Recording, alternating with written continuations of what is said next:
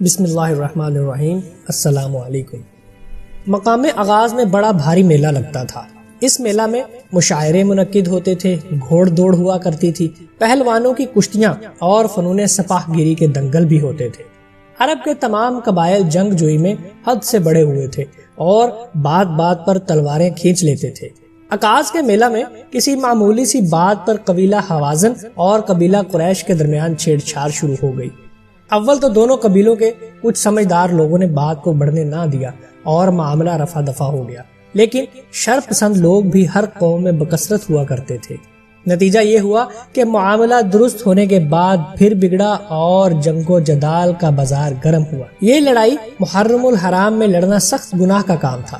اسی مہینے میں جاری شدہ لڑائیاں بھی ملتوی ہو جایا کرتی تھیں۔ یہ لڑائی 4 بڑی بڑی لڑائیوں کا ایک سلسلہ تھی۔ ہر پہلی لڑائی دوسری لڑائی سے زیادہ سخت و شدید ہوتی تھی، کیونکہ قبیلہ حوازن کے ساتھ قیس، اعلان کے تمام دوسرے قبائل اور قریش کے ساتھ کنانا کے تمام قبائل یکے بعد دیگرے شامل ہوتے گئے، اور یہ لڑائی ترقی کر کے قبائل قیس اور قبائل کنانا کی لڑائی بن گئی۔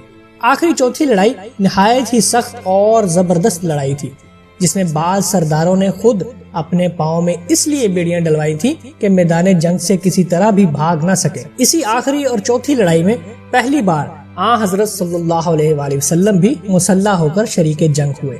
بنو کنانا میں ہر قبیلہ کا سالار جدا جدا تھا، چنانچہ بنو ہاشم کے سردار آپ صلی اللہ علیہ وآلہ وسلم کے چچا زبیر بن عبد المطلب تھے، اور ساری فوج یعنی تمام بنو کنانا کا سپہ سالار اعظم حرب بن امیہ تھا۔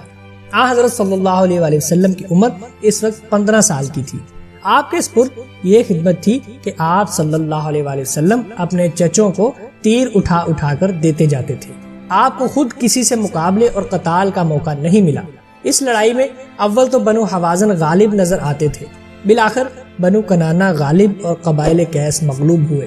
ابن خلدون کی روایت کے موافق حرب فجار کے وقت آپ صلی اللہ علیہ وآلہ وسلم کی عمر 10 برس کی تھی، مگر صحیح یہ ہے کہ حرب فجار 581 میں واقع ہوئی اور آپ صلی اللہ علیہ وآلہ وسلم کی عمر 15 سال تھی۔